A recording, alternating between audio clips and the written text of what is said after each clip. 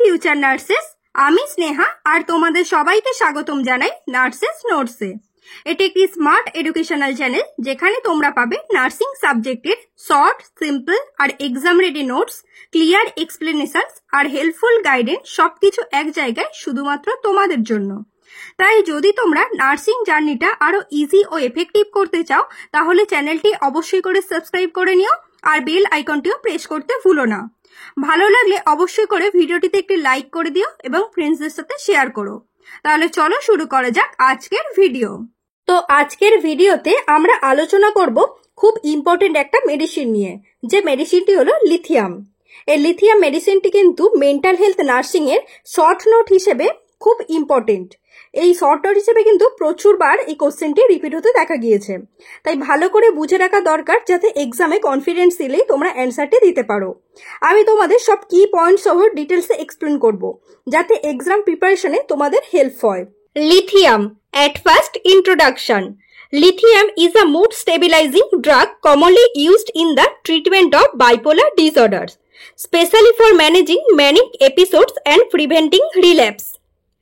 তো first introduction হলো, lithium হলো কিন্তু একটা মুড স্টেবিলাইজিং ড্রাগ, যেটা কিন্তু আমরা মেইনলি ইউজ করি বাইপোলার ডিসঅর্ডারের ট্রিটমেন্টে। স্পেশালি এটা খুব এফেক্টিভ ম্যানিক এপিসোডস ম্যানেজ করতে এবং রিল্যাপস প্রিভেন্ট করতে। মানে যারা বাইপোলার মুড ডিসঅর্ডারে ভুগছেন তাদের মুডকে স্টেবিলাইজ করতে খুব ভালো কিন্তু কাজ করে এই লিথিয়াম। নেক্সট আমরা দেখবো এই লিথিয়ামের মেকানিজম অফ অ্যাকশন। তো মেকানিজম অফ অ্যাকশনটা কি? Through not fully understood, lithium is believed to alter sodium transport in nerve and muscle cells and affect neurotransmitter levels, helping to stabilize mood. তো আমাদের knowledge অনুযায়ী এটা কিন্তু নার্ভ এবং muscle সেলে sodium ট্রান্সপোর্টকে alter করে। এটা নিউরো ট্রান্সমিটার লেভেলে একটা চেঞ্জ আসে যা মুডকে স্টেবিলাইজ করতে হেল্প করে।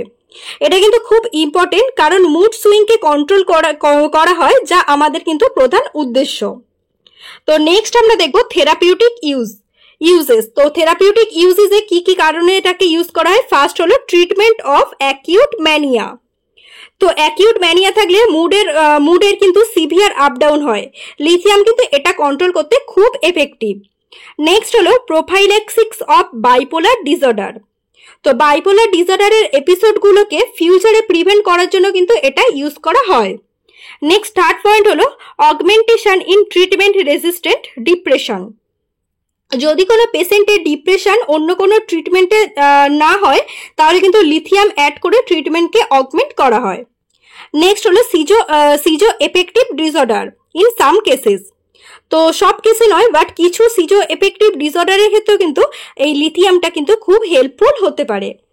তো নেক্সট পয়েন্ট হলো ডোজেস অ্যান্ড থেরাপিউটিক রেঞ্জ। তো usual therapeutic blood level is 0.6 to 1.2 milli equivalent per litre, আর টক্সিক্স লেভেলটি হলো greater than 1.5 milli equivalent per litre. তো এখন যদি আমরা ডোজের কথা বলি, তো লিথিয়ামের থেরাপিউটিক ব্লাড লেভেল থাকে কিন্তু 0.6 to 1.2 মিলি ইকুইভ্যালেন্ট পার লিটারের মধ্যে। যদি সেই লেভেলটা 1.5 মিলি ইকুইভ্যালেন্ট পার লিটারের বেশি হয় তাহলে কিন্তু টক্সিসিটির যে চান্সটা সেটা কিন্তু বেড়ে যায়, তাই রেগুলার মনিটরিং কিন্তু খুব দরকার। নেক্সট পয়েন্ট হলো সাইড এফেক্টস। তো কমন যে সাইড এফেক্টসগুলি হলো nausea, tremors, increase thirst, frequent ইউরেশন।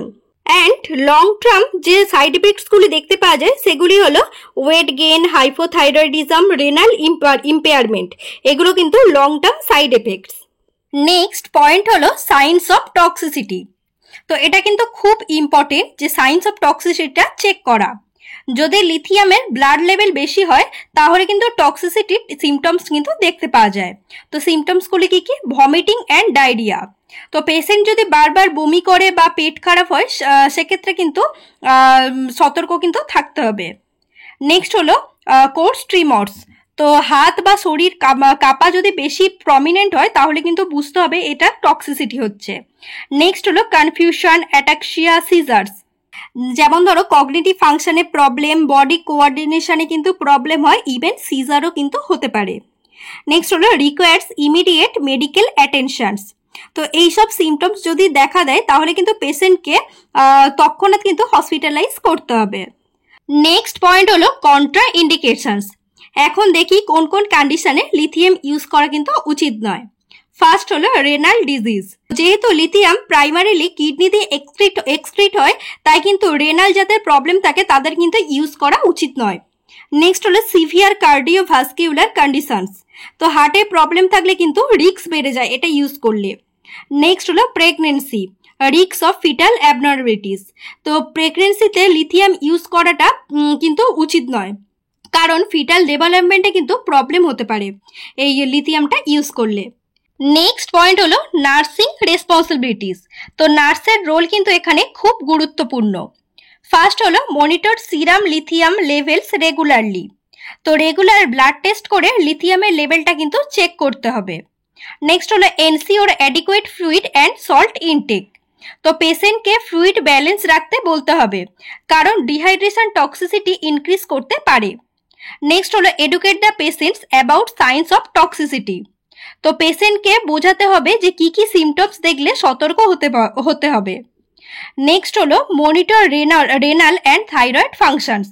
তো রেগুলার চেক আপ করতে হবে যাতে কোনো রকম ডিসফাংশনস না হয়। নেক্সট হলো cause and against dehydration or diuretic uses. তো ডিহাইড্রেশন হলে টক্সিসিটির চান্সটা কিন্তু বেড়ে যায়, আর ডায়ুরেটিক্স ইউজ করলে কিন্তু লিথিয়ামের লেভেল কুইকলি চেঞ্জ করতে পারে, সেক্ষেত্রে কিন্তু অবশ্যই করে সতর্ক থাকতে হবে।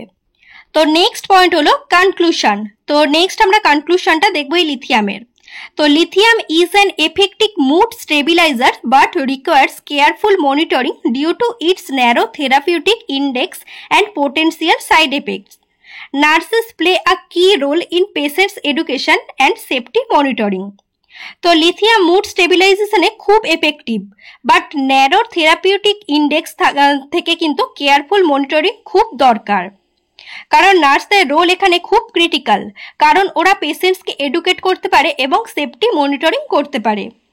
এই টপিকটি নিয়ে যদি তোমাদের কোনো কনফিউশন থেকে থাকে অবশ্যই করে কিন্তু আমাকে কমেন্টে লিখে জানাও, আমি ট্রাই করব তোমাদের সমস্ত কোশ্চেনের অ্যান্সার দিতে। সো আজকের ভিডিওতে আমরা লিথিয়ামের mood stabilising properties, therapeutic uses, side effects এবং নার্সিং রেসপন্সিবিলিটি নিয়ে ডিটেলসে আলোচনা করলাম। আশা করি তোমাদের কনসেপ্টটা এখন অনেকটা ক্লিয়ার হয়েছে। যদি ভিডিওটি হেল্পফুল লেগে থাকে তাহলে অবশ্যই করে লাইক, শেয়ার এবং সাবস্ক্রাইব করতে ভুলো না। কোনো কনফিউশন থাকলে নিচে কমেন্টসে লিখে জানাতে পারো, আমি ট্রাই করব তোমাদের সমস্ত প্রশ্নের অ্যান্সার দিতে। ধন্যবাদ সবাইকে ভিডিওটা পুরোটা দেখার জন্য। নেক্সট ভিডিওতে আবার দেখা হবে নতুন কিছু টপিক নিয়ে। Till then stay safe and keep learning.